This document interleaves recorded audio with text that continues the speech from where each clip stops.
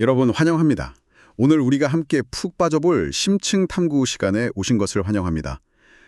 저는 여러분이 매일 일상에서 아주 자연스럽게 접하지만 그 이면에 숨겨진 어떤 거대한 비밀에 대해서는 미처 생각해보지 못했던 주제들 파헤치는 거 정말 좋아하거든요. 네, 저도 오늘 다룰 주제가 정말 흥미롭다고 생각합니다. 그렇죠. 오늘 여러분이 공유해주신 자료들의 더미를 쭉 파헤쳐보니까요. 우리가 매일 먹는 식량, 그 가장 밑바탕에 깔려있는 아주 놀라운 진실 하나가 숨어 있더라고요. 아마 대부분 평소에는 전혀 상상도 못하셨을 이야기일 겁니다. 맞아요. 자, 여러분 오늘 점심이나 저녁으로 혹시 뭐 드셨나요?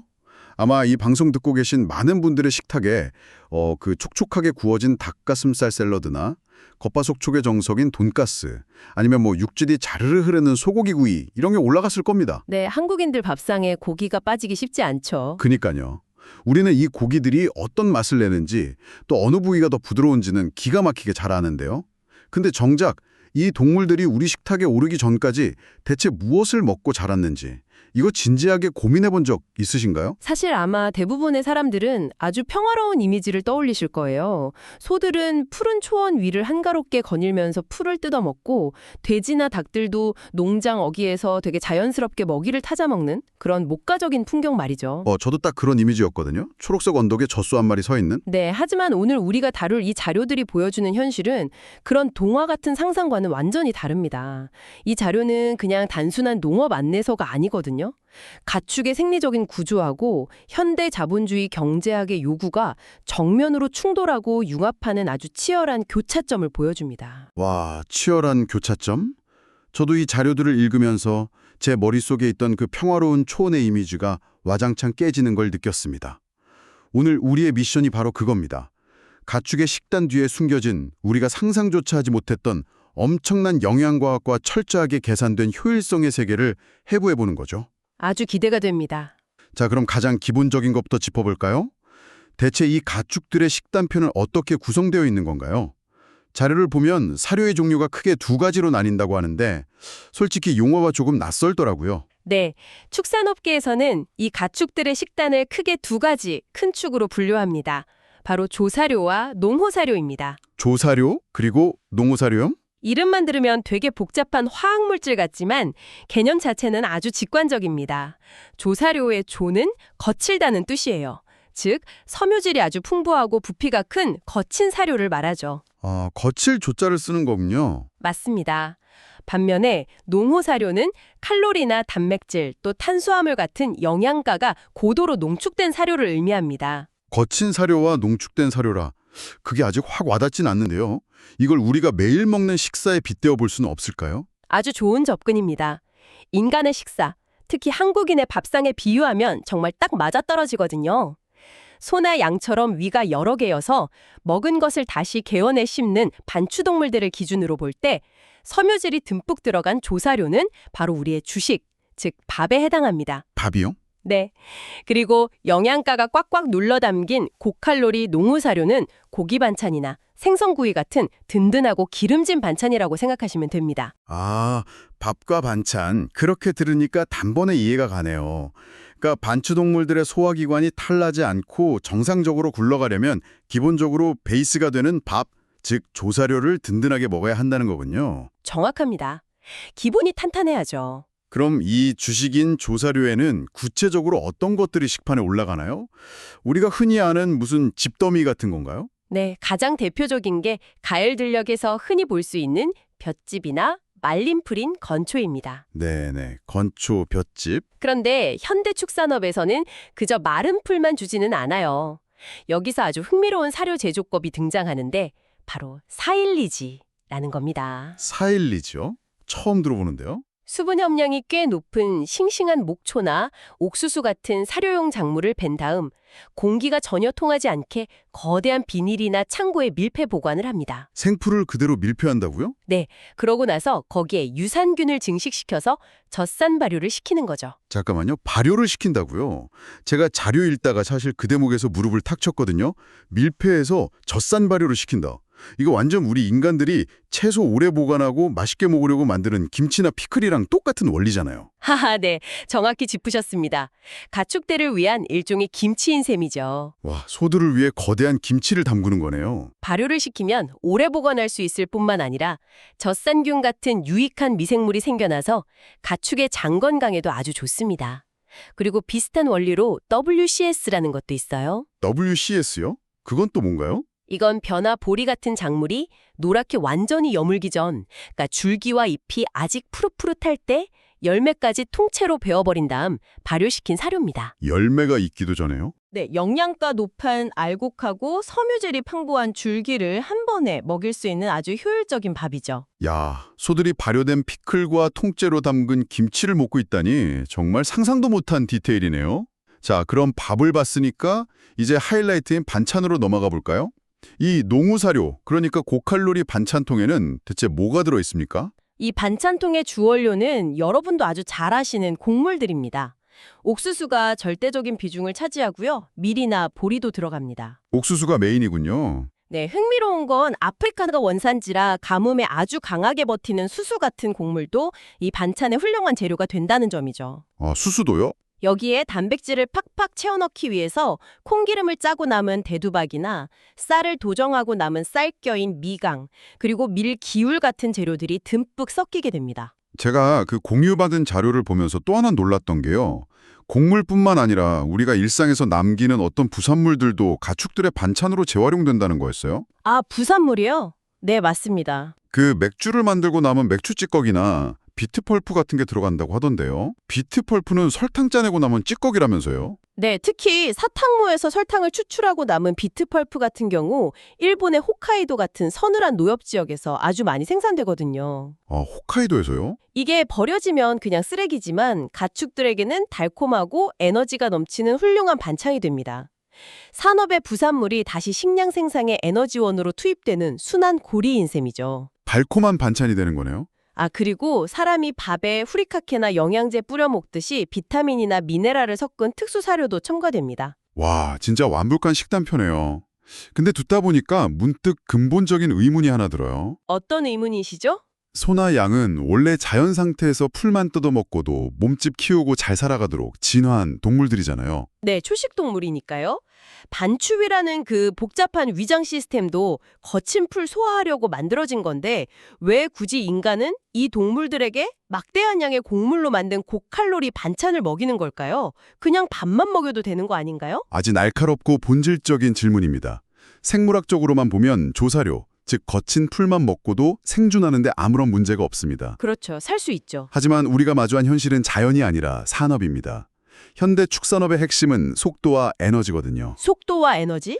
인간의 엄청난 육류 소비량을 감당하려면 가축에 최대한 빨리 그리고 크게 키워내야 합니다. 게다가 소비자들이 열광하는 입에서 살살 녹는 부드러운 고기, 이른바 마블링을 만들려면 막대한 에너지가 단기간에 폭발적으로 필요하죠. 아, 결국 마블링이군요. 거친 풀만 먹여서는 그 속도와 육질을 절대 맞출 수가 없습니다. 결국 인간의 경제적 수요가 가축의 자연스러운 식단을 완전히 바꿔버린 겁니다. 아, 결국 핵심은 효율성이군요.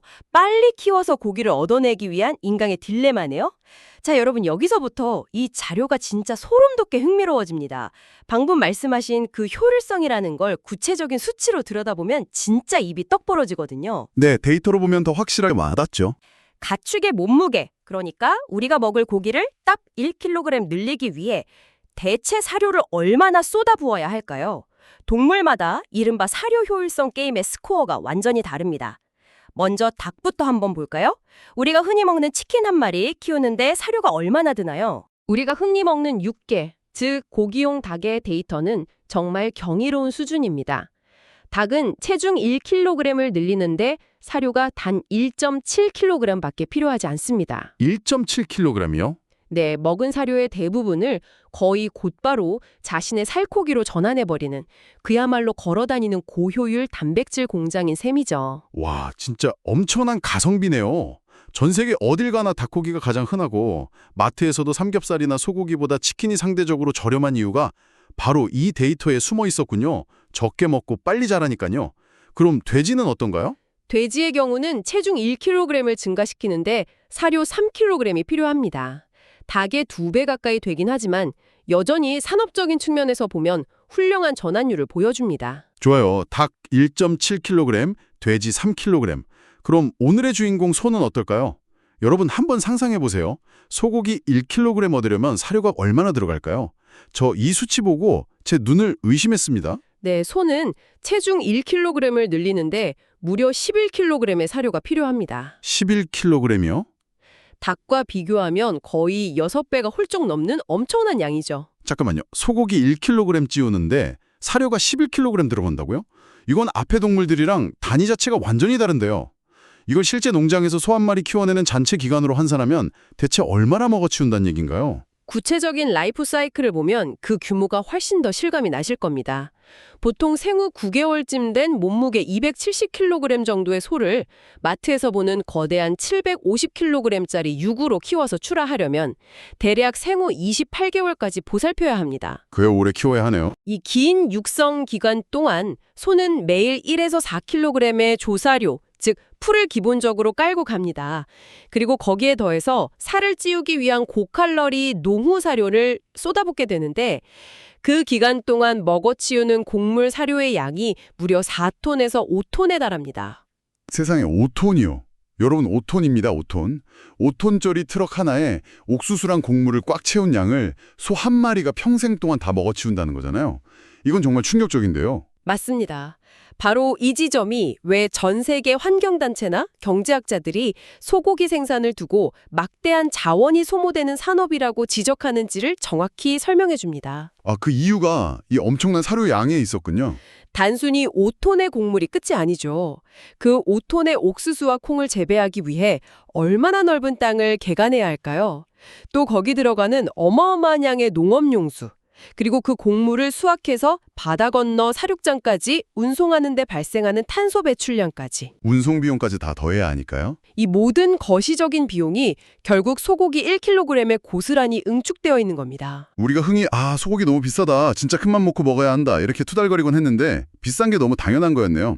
물리적으로 그 정도 자원이 들어가지 않고서는 절대 만들어질 수 없는 고기였던 겁니다. 네, 완벽하게 산업화된 결과물이죠. 자, 이쯤에서 시야를 조금 더 넓혀보죠. 개별 동물을 넘어서 한 국가 단위로 가면 이 사료들이 어떤 스케일로 움직이고 있을까요? 자료에 보니까 2022년도 일본의 국가 사료 공급 현황 데이터가 꽤 상세하게 나와 있던데요. 네, 일본의 데이터는 국토가 좁고 자원이 부족한 현대 산업화 국가가 어떻게 막대한 육류 소비를 감당하고 있는지를 보여주는 완벽한 축소판입니다. 이 데이터를 제대로 읽으려면 TDN이라는 개념을 알아야 하는데요. TDN이요. 알파벳 TDN 맞죠?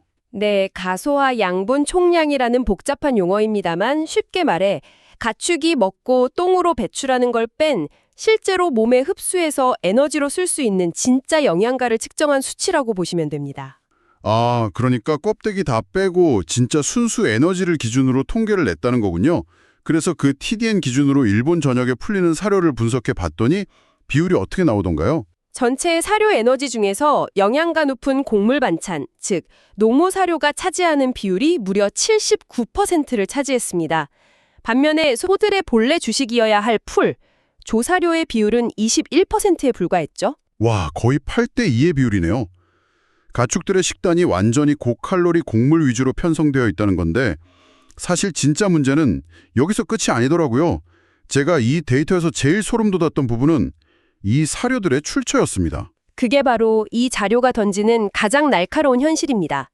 전체 사료의 20% 남짓을 차지하는 조사료, 그러니까 풀의 경우는 76%를 일본 국내에서 생산해서 충당하고 있습니다. 풀은 국내산이 꽤 많네요. 문제는 전체 사료 에너지의 80%를 차지하는 그 거대한 양의 농후 사료입니다. 이 곡물 사료의 절대 다수, 거의 대부분을 자국에서 생산하지 못하고 해외 수입에 의존하고 있습니다. 그러니까 일본 전역의 소, 돼지, 닭들이 먹어치우는 에너지의 80% 가까이가 매일매일 외국에서 거대한 화물선을 타고 넘어오고 있다는 뜻이잖아요. 이건 식량 안보 차원에서 엄청난 리스크 아닌가요? 매우 심각한 리스크죠. 이 부분은 저희가 잠시 후에 마지막으로 짚어보기로 하고요. 일단 이 데이터 안에서 동물별로 식단표가 얼마나 극단적으로 변하는지 좀 살펴볼게요. 돼지랑 닭의 경우는 조사료, 그러니까 풀의 비율이 아예 0%로 나오네요. 오직 100% 농후 사료만 먹는다는 건가요? 그렇습니다. 돼지와 닭은 반추동물이 아니죠. 우리 인간처럼 위가 하나뿐인 단위동물이기 때문에 그 질기고 거친 풀을 소화시킬 수 있는 능력이 애초에 없습니다. 그러니까 태어나서 식탁에 오를 때까지 오직 에너지가 꽉 찬 수입 곡물 사료만 먹고 자라는 겁니다. 닭과 돼지는 풀을 소화 못하니까 이해가 갑니다. 그런데 제가 진짜 헷갈렸던 건 소의 식단이었어요. 우유를 짜내는 낙농용 젖소들은 또 지역마다 식단이 널뛰기를 하더라고요. 일본 내에서도 지리적 환경에 따라 아주 흥미로운 차이가 나타납니다. 아주 넓은 목초지가 펼쳐져 있는 홋카이도 지역의 젖소들을 보면 이 녀석들은 풀을 절반이 넘는 52% 정도 먹고 곡물 사료를 47% 정도 먹습니다.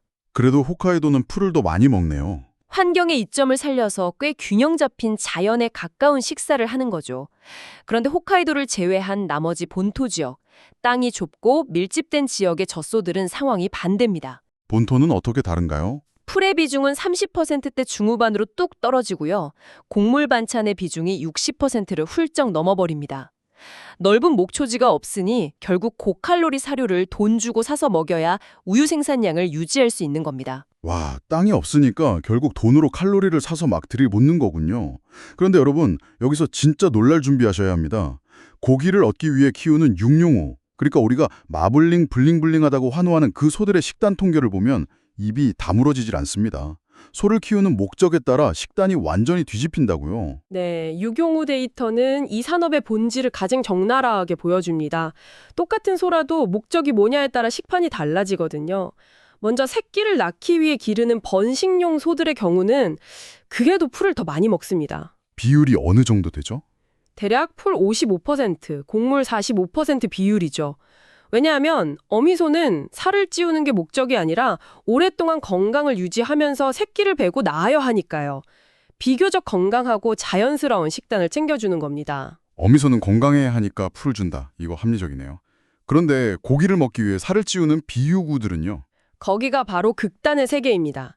온전히 고기만을 위해 개량된 고기소, 육전용종의 비육기 식단을 보면 풀의 비율은 겨우 10% 남짓으로 또그라듭니다. 겨우 10%요? 나머지 90%에 가까운 식단이 전부 곡물 농우사료입니다. 더 충격적인 수치도 있어요. 젖소 중에서 우유를 짜지 못하는 수컷 젖소들을 고기용으로 살찌울 때가 있는데 이때는 풀의 비중이 7%대까지 떨어지고 곡물 사료가 92%를 넘어갑니다. 와, 92%요? 그러니까 소가 밥통에 입을 대고 10입을 씹어 먹으면 그중 9입 이상이 순수한 곡물 덩어리라는 거잖아요. 원래 풀을 먹고 소화하도록 만들어진 동물의 위장에 90% 이상의 곡물을 강제로 밀어넣는다는 게 진짜 좀 충격적이네요. 이 수치들은 현대 자본주의 시스템이 축산업을 어떻게 재편했는지를 보여주는 객관적인 지표입니다. 소의 반추유는 본래 거친 풀을 천천히 되새김질하면서 에너지를 얻도록 진화했죠. 하지만 입안에서 사료를 녹는 기름진 마블링을 단기간에 극대화하기 위해서 우리는 소의 본성을 완전히 거스르고 거의 100%에 가까운 고탄수화물 식단을 제공하고 있는 겁니다. 건강은 뒷전이라는 거네요. 이건 소의 건강을 위한 식단이 아니라 철저하게 상품 가치를 높이기 위해 최적화된 산업적 처방전이라고 봐야 합니다. 정말 듣고 보니까 제가 정육점에서 샀던 그 꽃등심의 마블링이 그냥 만들어진 게 아니었네요. 엄청난 양의 곡물이 압축된 결과물이었군요. 자, 이제 이 심층 탐구의 조각들을 하나로 낮춰볼 시간입니다. 오늘 우리는 가축들의 식단표를 통해서 소는 그저 평화롭게 풀을 뜯는다는 막연한 상상에서 빠져나왔습니다.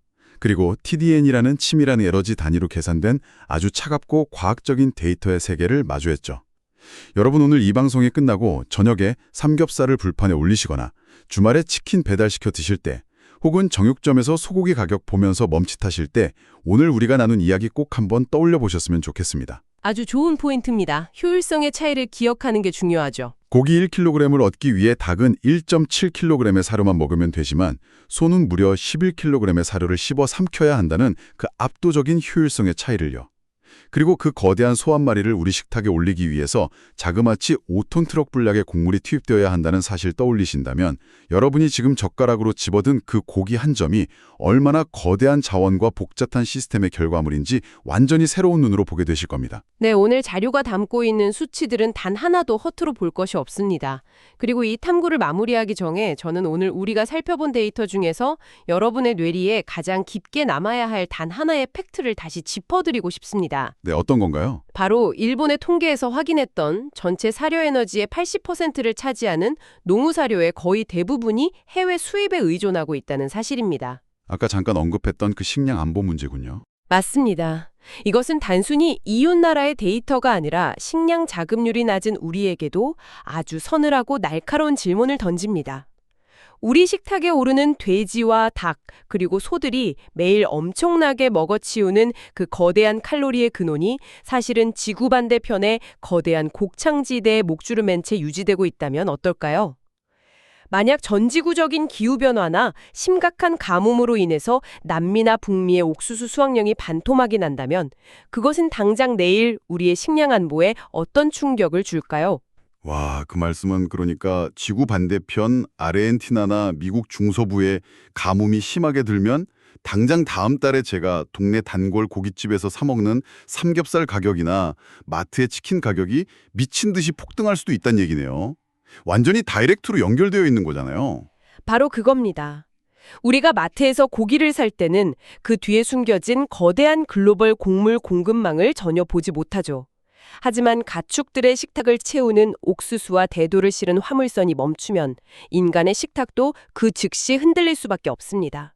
가축의 식단표는 곧 우리의 생존과 직결된 글로벌 청사진인 셈입니다. 가축의 식탁이 무너지면 결국 우리의 식탁도 무너진다? 와, 정말 머리를 한 대 얻어맞은 것 같은 묵직한 통살이네요. 우리가 무심코 먹는 고기 한 점이 글로벌 기후변화와 국제 물류망이라는 거대한 네트워크의 가장 끝단에 놓여 있다는 사실 오늘 제대로 배웠습니다. 오늘 우리의 심층 탐구는 여기까지입니다. 여러분 흥미로우셨나요?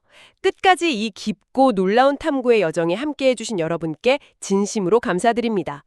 다음 시간에도 여러분의 호기심을 완벽하게 자극하고 세상을 보는 시야를 넓혀줄 새롭고 흥미진진한 자료를 듬뿍 들고 다시 찾아오겠습니다.